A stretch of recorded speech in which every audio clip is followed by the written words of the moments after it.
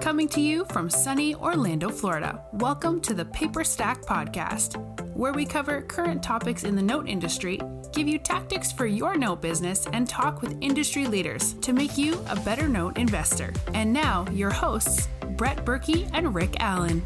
All right, welcome back. Another Snackable. Brett Berkey, Rick Allen, here we go. Teeing it off. Lots of good stuff going on right now in Paperstac and in the world, but we're here today. What are we talking about first? What do you have lined up for us to spew our knowledge out into the world of YouTube?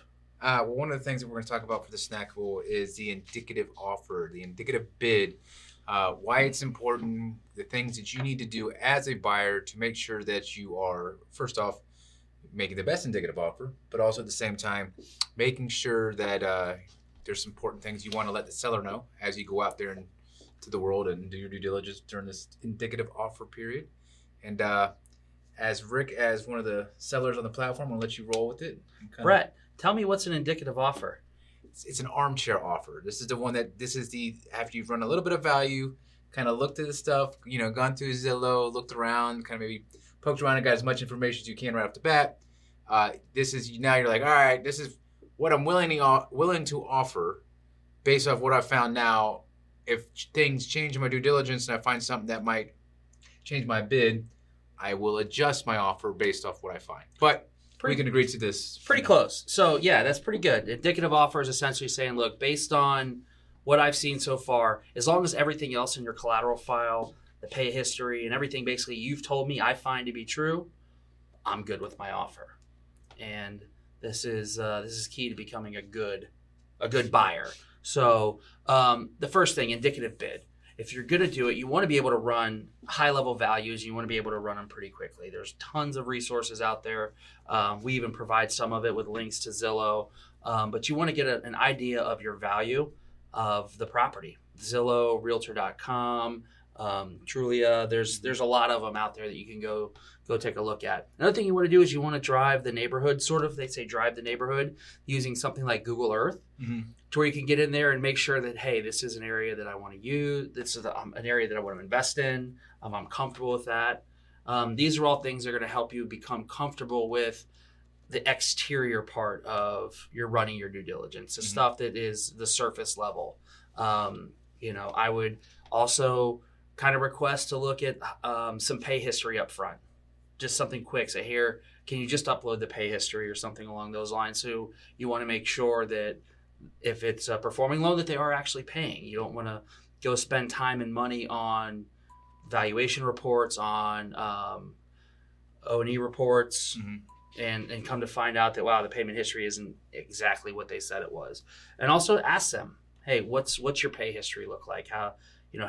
What's the most recent payments made? When are they due for? All that stuff should be on Paperstac and easily accessible by clicking on the Assets tab. But sometimes investors are not, or sellers are not updating that daily, like some of our other sellers have the data piped in from their servicer nightly. And so you can, you're pretty much guaranteed that it's fresh data.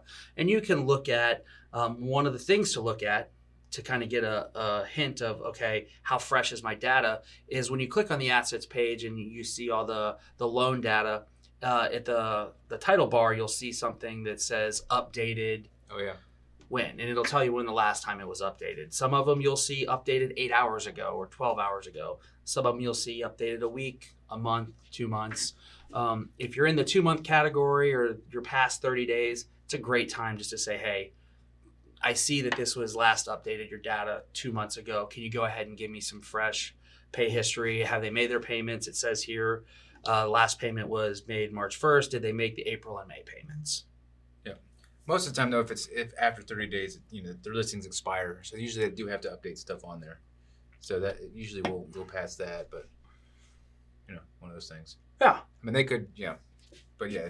Most of the time it's like that. So the importance of doing an indicative bid is to get to a negotiation point with the seller and get to a price to establish, hey, do I want to move forward? Do I want to spend time and money? It's so much as important for the seller as it is for the buyer. Yeah. Because you guys have an understanding like, hey, as long as everything checks out with the title, as long as you have all the documents, we're not missing any assignments, allonges, the note is actually there, you can start ripping through your due diligence pretty quickly, and you know that your bid's not changing.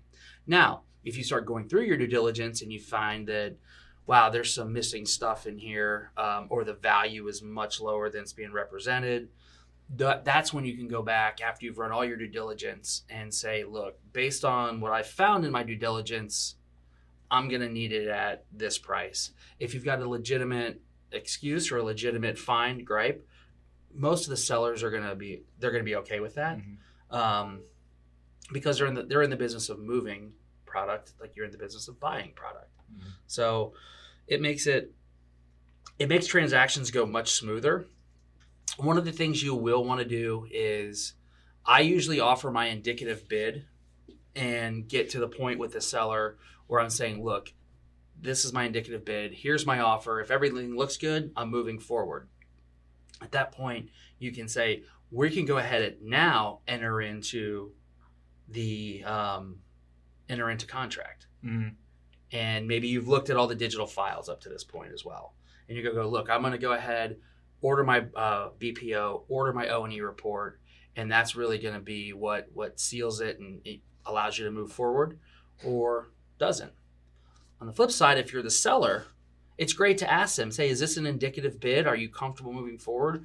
Are you ready to close? Because you have to remember, as a seller, you're probably dealing with multiple offers, and you don't want to hang everything on a buyer who's really maybe just shopping this or kicking tires, looking in there to take a deep discount on something and just tying something up to come back and get it lower.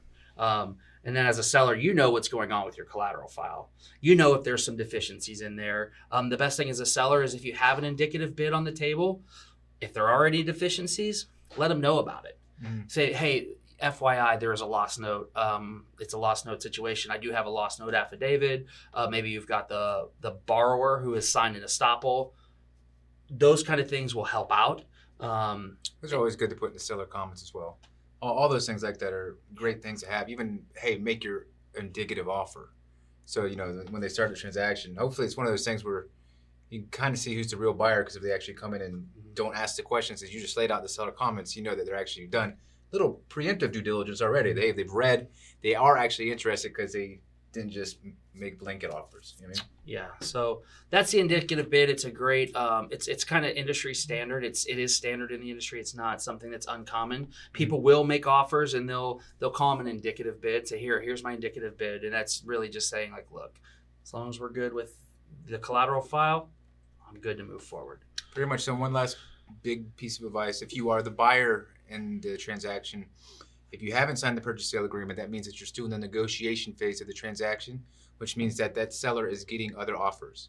So now if you're going to go out there and maybe buy a BPO and an O&E report and spend about $160, you want to let the seller know, hey, you mind holding this off, or at least signing it get it the purchase sale agreement, because once it's signed in the purchase sale agreement, you guys are officially in a closing. If something terrible shows up on the on title or whatever, you can always roll back out, no big deal. But at that point, at least you have first right to take it. Yeah, the goal should be to not roll anything out of closing ever. It should be you want to have a pretty high closing percentage once you hit closing. You want to have run all the preliminary due diligence. You've got your your bid accepted, and now it's just in case. That's kind of like your insurance policy in case something crazy comes back. But the goal is to not roll something back out of closing. Yep.